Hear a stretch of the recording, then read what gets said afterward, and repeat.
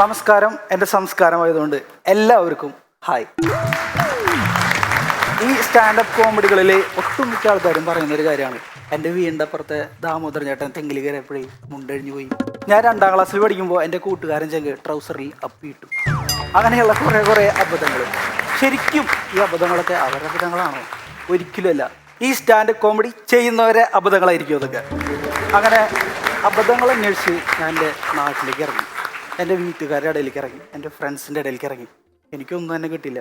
അങ്ങനെ വിഷമിച്ചിരിക്കുമ്പോൾ എൻ്റെ അമ്മ എന്നോട് വന്നിട്ട് പറയാ, എടാ മോനെ, നീ എന്തിനാ വിഷമിക്കണേ? നിനക്ക് നിൻ്റെ അബദ്ധങ്ങളെ തന്നെ പറഞ്ഞൂടെ? അങ്ങനെ അബദ്ധങ്ങളെ പറ്റി പറയുമ്പോൾ എൻ്റെ പേര് മിഥുൻ. കേരളത്തിൻ്റെ നടുക്ക് നിന്നാണ് ഞാൻ വരുന്നത്, തൃശ്ശൂരിൽ നിന്ന്. അങ്ങനെ ഒരു ദിവസം എൻ്റെ അച്ഛൻ എൻ്റെ അടുത്ത് വന്നിട്ട് ഒരു 1500 രൂപ തന്നിട്ട് എന്നോട് പറഞ്ഞു, എടാ നീ നമ്മുടെ സുഭാഷ് ഏട്ടൻ്റെ കല്യാണത്തിന് പോകണം. എൻ്റെ വീടിൻ്റെ അടുത്തുള്ള ചേട്ടനാണ് സുഭാഷ് ഏട്ടൻ്റെ കല്യാണത്തിന് പോകണം. ഈ 1500 രൂപ നീ അവിടെ മറക്കാതെ വെക്കണം, നിന്റെ ഉത്തരവാദിത്തം എന്ന് പറഞ്ഞു. ഞാനത് കൈ നീട്ടി സ്വീകരിക്കുക. കാരണം എനിക്ക് വീട്ടിൽ ഭയങ്കര പരാതിയാണ്, എനിക്ക് ഉത്തരവാദിത്തമില്ലെന്ന്. അങ്ങനെ ഞാൻ ഈ കല്യാണം മറക്കാതിരിക്കാൻ വേണ്ടിയിട്ട് ഒരു പേരങ്ങ് ഇട്ടു, ഓപ്പറേഷൻ സുഭാഷ്. അങ്ങനെ ഓപ്പറേഷൻ സുഭാഷിൻ്റെ ഭാഗമായിട്ട് ഞാൻ പിറ്റേന്ന് നേരത്തെ എണീക്കുന്നു, പുതിയ ഷൂസ്, പുതിയ പാൻറ്, പുതിയ ഷർട്ട്, അങ്ങനെ എല്ലാം ഇട്ടിട്ട് ഞാൻ നേരെ കല്യാണത്തിന് ചെല്ലുക. അവിടെ ചെന്നപ്പോൾ നാദസ്വരം കൊട്ടിക്കൊണ്ടിരിക്കുന്നു, സുഭാഷ് ഏട്ടൻ കെട്ടിക്കൊണ്ടിരിക്കുന്നു. അങ്ങനെ ശരിക്കും ഒരു പ്രിയദർശൻ മൂവി പോലെ ഭയങ്കര കളർഫുള്ളായിട്ടൊരു കല്യാണം. അങ്ങനെ ഞാൻ നേരെ, എനിക്കാണെങ്കിൽ ഈ കൊതിവെള്ള പ്രശ്നം ഉള്ളതുകൊണ്ട് ഞാൻ ആദ്യത്തെ പന്തിയിൽ നിൽക്കുന്നു. അങ്ങനെ ചോറ് വന്നു, സാമ്പാർ വന്നു, കറികൾ വന്നു, എല്ലാം വന്നു. അപ്പോൾ എനിക്കൊരു കാര്യം ഓർമ്മ വന്നു, ഓപ്പറേഷൻ സുഭാഷ്. ഞാൻ നേരെ ചെന്ന് പൈസ അങ്ങോട്ട് വെച്ചു. എന്നിട്ട് പറഞ്ഞു, തൈവിളപ്പിൽ ഒരളി 1500 രൂപ. എനിക്ക് ഭയങ്കര സന്തോഷമായി രമേശ് ചേട്ടാ, കാരണം ആദ്യമായിട്ടാണ് അങ്ങനെ ഉണ്ടാവണതേ. എന്നിട്ട് ആ ഗെയിമോട് കൂടി ഞാൻ അച്ഛനെ ഫോൺ വിളിക്കുക, അച്ഛാ, ഉത്തരവാദിത്തം അറിവില്ലായ്മ കൂടുന്തോറും മറന്നു പോകുന്ന മഹാസാധനം, അലഞ്ഞിട്ടുണ്ട് അതിന് തേടി. മുൾമുനയിൽ പബ്ജിയുടെ തീരത്ത് നിൽക്കുമ്പോഴാണ് പെട്ടെന്നൊരു ഉൾവിളി ഉണ്ടാകുന്നത്, എന്തിനാ സുഭാഷ് ഏട്ടൻ്റെ കല്യാണത്തിന് പോകാൻ, എന്തിനാ ഉത്തരവാദിത്തം കാണിക്കാൻ. ആവശ്യം അറിയിച്ചപ്പോൾ പന്തലിൽ പിരിവയ്ക്കാൻ പറഞ്ഞു. ഇൻസ്റ്റഗ്രാം റീല് മാത്രം കാണുന്നവൻ്റെ ഒട്ടക്കീശയിൽ നിന്നുണ്ട്. അങ്ങനെ അബദ്ധങ്ങളെ പറ്റി പറഞ്ഞ അമ്മയെ മനസ്സിൽ ധ്യാനിച്ച് ആ കാശ് അങ്ങോട്ട് വെച്ചു. ഖബറും കി ജിന്ദഗി ജോ 1500 രൂപ ഹേ. മുഴുവിപ്പിക്കാൻ പറ്റില്ല, പെണ്ണിൻ്റെ അച്ഛൻ ചേർത്ത് അങ്ങോട്ട് പിടിച്ചു. പൈസ എഴുതിയ മാവൻ ഫ്ലാറ്റ്. അങ്ങനെ ഇത് അച്ഛനോട് വിളിച്ചു പറഞ്ഞപ്പോൾ അച്ഛനോട് ഒറ്റ ചോദ്യം, എടാ റിസപ്ഷൻ 5 മണിക്കല്ലേ, നീ ആരെണ്ണാക്കലുണ്ടാ കാശ് കൊണ്ട് വെച്ച് ഈ നേരത്ത് നിന്ന്? അപ്പോഴാണ് എനിക്ക് മനസ്സിലായത്, ഞാൻ സുഭാഷ് എൻ്റെ പെണ്ണിൻ്റെ വീട്ടിലാണ് കാശ് കൊണ്ട് വെച്ചേക്കണത്. ചെക്കൻ്റെ വീട്ടിൽ വെക്കണതിന് വരെ നേരെ പെണ്ണിൻ്റെ വീട്ടിൽ മനസ്സിലുണ്ട്. അങ്ങനെ അപ്പോൾ തന്നെ ഈ നേരത്തെ ഞാൻ പറഞ്ഞല്ലോ ഈ പ്രിയദർശൻ മൂവി ആയിരുന്നത്, അതങ്ങോട്ട് നേരെ മാറി ലിജോ ജോസ് പല്ലിശ്ശേരിയുടെ ചുരുളിയിലേക്ക് അങ്ങോട്ട് കടന്നു. പിന്നെ എനിക്കൊന്നും ഓർമ്മില്ല അച്ഛൻ എന്താ പറഞ്ഞത്. 60 കാലഘട്ടങ്ങളിലെ തെറികൾ ഞാൻ ഒറ്റയിരിപ്പിനെ അങ്ങോട്ട് കേട്ട്. അങ്ങനെ ഞാൻ നേരെ ചെന്ന് ഒരു പേപ്പർ എടുത്തിട്ട് സുഭാഷേട്ടൻ്റെ ലെറ്റർ അങ്ങോട്ട് എഴുതി, നന്മ നിറഞ്ഞ സുഭാഷ് ഏട്ടനെ അറിയുന്നതിന് എന്നോട് ക്ഷമിക്കണം.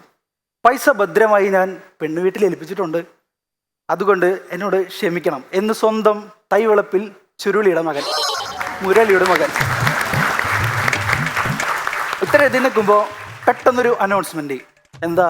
ലാലേട്ടൻ്റെ ഓട്ടം എന്ന സിനിമയിലെ സുന്ദരി സുന്ദരി എന്ന ഗാനവുമായി വരുന്നു നമ്മുടെ സ്വന്തം മണവാളൻ സുഭാഷ് ഏട്ടൻ പാട്ട് പാടാൻ പോവാ. സുഭാഷ് ഏട്ടനെ പറ്റിയിട്ട് പറഞ്ഞ, സുഭാഷ് ഏട്ടൻ ഭയങ്കര സംഗീതപ്രിയനാണ്. അല്ല, എന്താ വെച്ച് കഴിഞ്ഞാൽ പുള്ളിക്ക് വരികളാണ് പുള്ളിയുടെ മെയിൻ. എന്താ വെച്ചാൽ ഈ നമ്മളെന്തെങ്കിലും വരികളൊക്കെ തെറ്റിച്ച് പാടില്ലേ രമേശ് ഏട്ടാ? ഇപ്പോൾ ചിലമ്പൊലിക്കാറ്റെ ഒന്ന് ചുറ്റി അടിച്ചാട്ടെ എന്ന് പാടി സുഭാഷ് ഏട്ടൻ പറയും, നീ എന്തൊക്കെയുണ്ട് ഈ പാടുന്നത്? ചിലമ്പൊലിക്കാറ്റ് ചുറ്റി അടിക്കാനാ? എടാ ചുറ്റിക്കൊണ്ടല്ലേ അടിക്കുക, അങ്ങനെ പറയും സുഭാഷ് ഏട്ടൻ. അത്രയും അറിവാണ് സുഭാഷ് ഏട്ടന്. അങ്ങനെ സുഭാഷ് ഏട്ടൻ പാട്ട് പാടാൻ വേണ്ടി വരിക.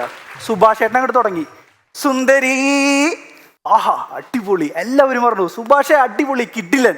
പക്ഷെ കരോക്കെ അത് തുടങ്ങിയില്ല. സുഭാഷ് ഏട്ടൻ മനസ്സിലായി എന്തോ പ്രശ്നമുണ്ട്. സുഭാഷ് ഏട്ടൻ പതറാതെ പറഞ്ഞു, സുന്ദരി ഒന്നുടാണ്ട് വാ. പറയല്ല, എല്ലാവരും അവിടെ ചിരി അങ്ങോട്ട് തുടങ്ങി. ചിരി എന്ന് പറഞ്ഞാൽ ജതി ചിരി, കല്യാണവരുടെ മൊത്തം ചിരി. ഞാൻ നോക്കുമ്പോൾ സുഭാഷ് ഏട്ടൻ ഈ കുഞ്ഞു പിള്ളേർ കരയില്ലേ, ഈ പാണ്ടിലൂരൊക്കെ കയറ്റം കയറി പോണ പോലെ അങ്ങനെ കരഞ്ഞുകൊണ്ടിരിക്കുക സുഭാഷ് ഏട്ടൻ. എനിക്ക് ഭയങ്കര സങ്കടമായി. അപ്പോഴാണ് എനിക്ക് ഒരു കാര്യം ഓർമ്മ വന്നത്, ഇതാണ് ശരിക്കും ഓപ്പറേഷൻ സുഭാഷ്, അതല്ല ഓപ്പറേഷൻ സഭാഷ്. നമ്മളെല്ലാവരും പാട്ട് പാടുന്ന ആൾക്കാരാണല്ലേ? എല്ലാവരും പാട്ട് പാടില്ലേ? ചേട്ടൻ പാട്ട് പാടില്ലേ? പണ്ടൊക്കെ പാട്ട് പാടി മഴ പെയ്ക്കാൻ നമ്മൾ കേട്ടിട്ടുണ്ട്. ഇന്ന് പാട്ട് പാടി റിവ്യൂ വരെ ചെയ്യിക്കുന്നുണ്ട്. പിന്നെ പാട്ടിനെ പറ്റിയിട്ട് കൂടുതൽ പറയുകയാണെങ്കിൽ എൻ്റെ നാട്ടിൽ ഒരു മാപ്പിളപ്പാട്ട് പാടുന്ന ഒരു മജീദൊക്കെ ഉണ്ട്. പുള്ളി ഏത് പാട്ട് പാടിയാലും മാപ്പിളപ്പാട്ട് പോലെയാ. കണ്ണേ കലൈമാനെ കണ്ണിമയിലെന്ന് ഇതുവരെ വളരെ ശരിയായിരിക്കും. കണ്ടേനുനൈ നാനേ ഇതാണ് പുള്ളിയുടെ ഒരു മീറ്റർ. പിന്നെ ഭയങ്കര പാട്ട് ഭയങ്കര മിക്സ് ആയിട്ട് പാടുന്ന ഒരാളുണ്ട്. വായിക്ക് തോന്നിയത് കോതയ്ക്ക് പാട്ട് എന്നുള്ള രീതിയിലാണ് അവർ പാടുക. ഉണ്ണി നിനക്ക് വേണ്ടി എങ്ങോ കാത്തു നിൽപ്പു മിഴിനീർക്കിനാവിലൂർന്നതെന്തേ. ഇത് രണ്ട് പാട്ടാ, അതവർക്ക് അറിയ പോലുമില്ല. പണ്ട് മൂളിപ്പാട്ട് പാടിയ പലരും ഇന്ന് സ്മൂളിൽ പാട്ടാണ് പാടുന്നത്. പിന്നെ ഈ പാട്ടുകളുടെയും എല്ലാവരെയും അബദ്ധങ്ങൾ നമ്മൾ ഒരുപാട് കണ്ടു. ഈ അബദ്ധങ്ങളുടെയൊക്കെ ഒരു അടുത്ത ഒരു ന്യൂജൻ വേർഷനാണ് സ്റ്റാൻഡപ്പ് കോമഡി എന്ന് പറയുന്നത്. അതുകൊണ്ട് നിങ്ങളുടെ എല്ലാവരും ലൈഫിൽ ഒരുപാട് അബദ്ധങ്ങൾ സംഭവിക്കട്ടെ എന്ന് ഞാൻ ആശംസിക്കുകയാണ്. ജയ് സ്റ്റാൻഡപ്പ് കോമഡി.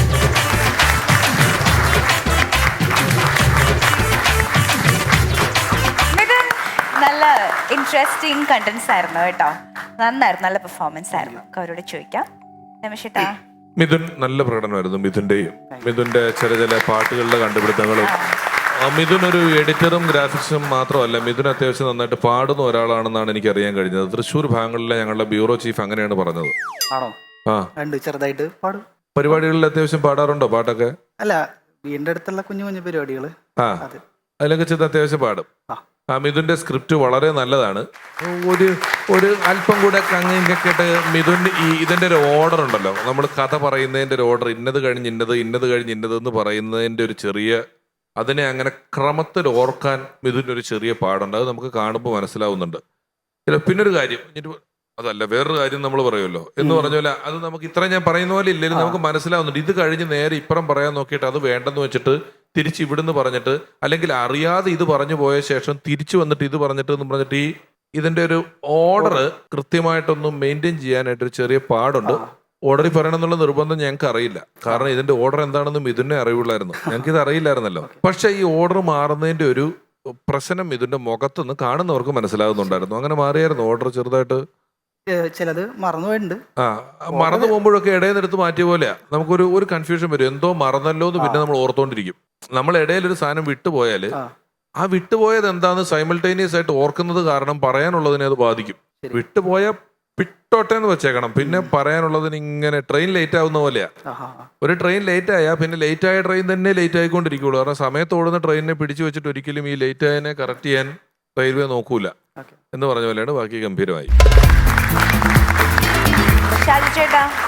മിഥുൻ നന്നായിരുന്നു. മിഥുൻ ഓരോ വിഷയങ്ങളും നല്ലതായിരുന്നു. പക്ഷെ പറഞ്ഞ പോലെ തന്നെ ആ ഓരോ വിഷയങ്ങളെ കോർത്തിണക്കിക്കൊണ്ടുള്ള ഒരു യാത്രയുണ്ടല്ലോ, അതിനിടയിൽ എവിടെയൊക്കെ ഒരു ചെറിയ മിസ്സിങ് പോലെ തോന്നിയെങ്കിലും നന്നായിട്ട് എൻജോയ് ചെയ്തു. അതുപോലെ സുന്ദരി ഒന്നുകൂടാണ്ട് മറ്റേ അതൊക്കെ നല്ല രസമുള്ള പാട്ടുകളെല്ലാം നല്ല രസമായിട്ട് പറഞ്ഞു. നന്നായിരുന്നു.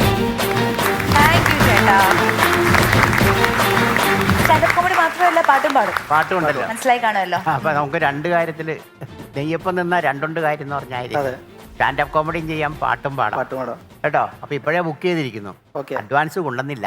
ഇപ്പൊ എല്ലാം ഈ മൊബൈലിലാണല്ലോ പൈസയൊക്കെ. ജിപേ ചെയ്താൽ മതിയായിരിക്കും.